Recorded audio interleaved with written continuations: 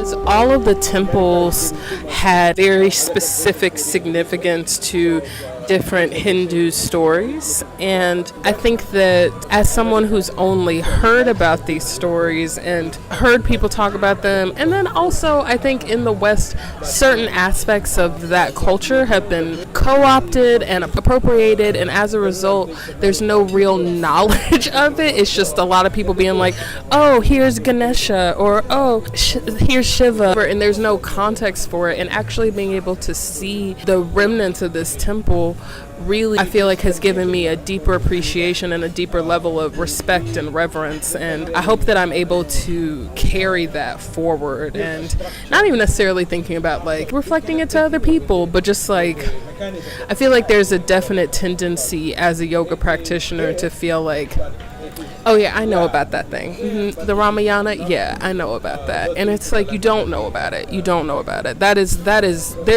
And I'm always thinking like, there's so much heritage here. There's so much context that we're not getting. And then going to the temple was like, no, there's so much heritage here that we're not getting. There's so much context. And I hope that I can remember I hope that this feeling of reverence doesn't just stay here. Like, this is something that I need to carry for the rest of my practice.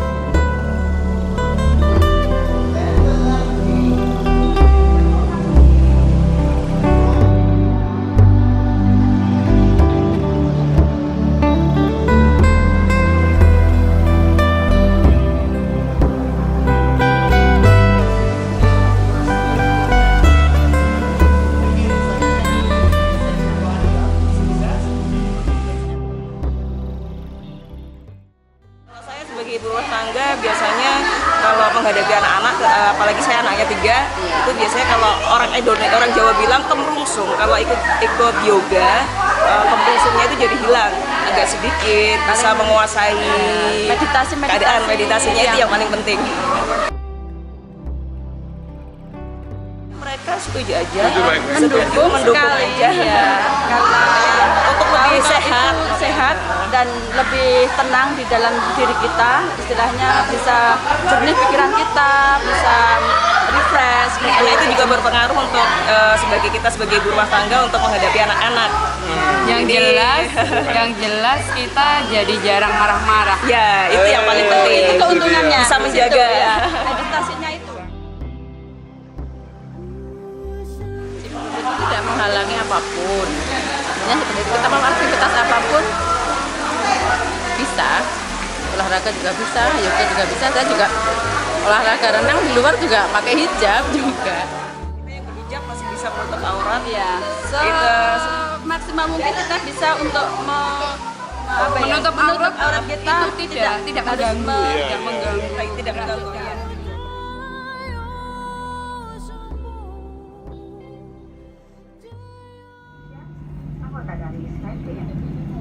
Ladies and gentlemen, we have just landed at Igusti Ngurah Rai International Airport. Welcome to Denpasar, Pau.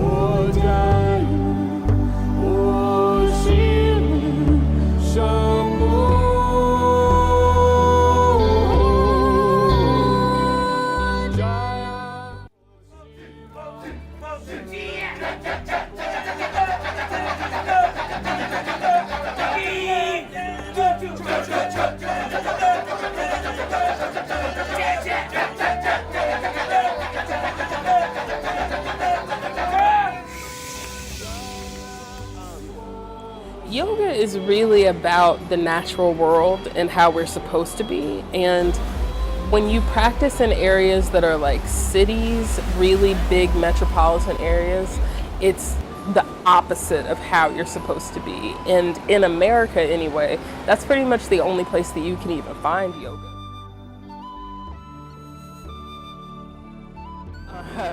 Five Elements has all of these open spaces where you can practice, and they have mats and blankets and meditation pillows, but it's open air.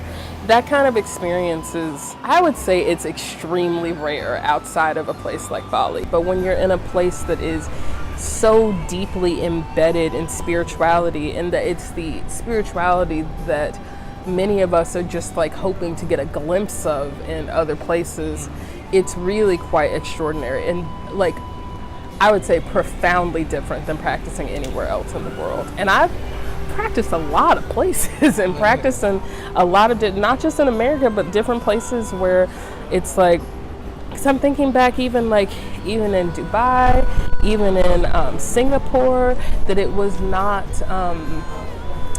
the energy is just really, really different. And I think that has a lot to do with the core values.